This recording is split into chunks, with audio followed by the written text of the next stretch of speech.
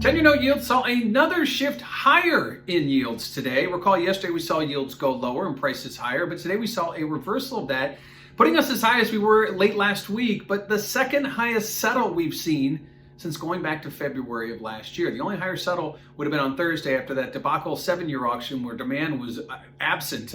And we saw yield settle today at around 147. So again, yields back on the uptick, certainly well off those highs from last Thursday. We got as high as 161. But again, starting to inch up again, seeing prices decline, seeing yields go higher.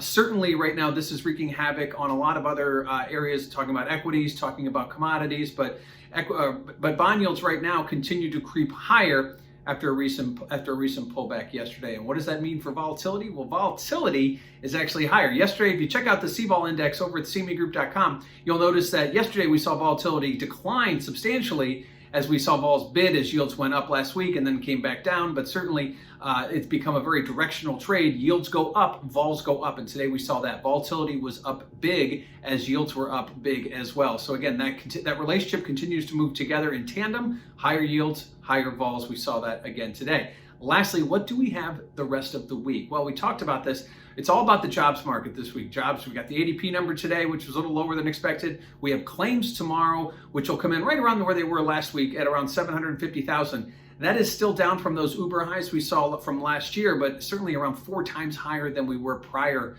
to the pandemic.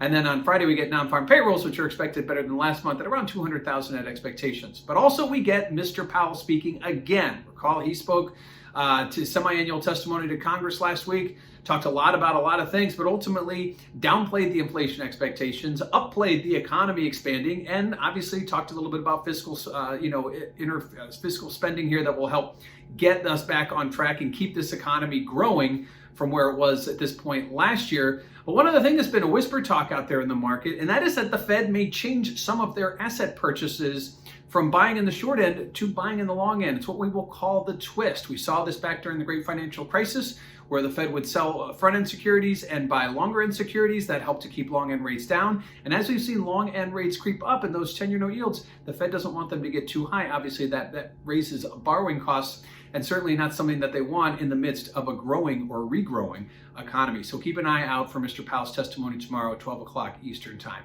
So 10-year note yields seeing a push back higher. They're highest since last week, but certainly well off those highs we saw from Thursday.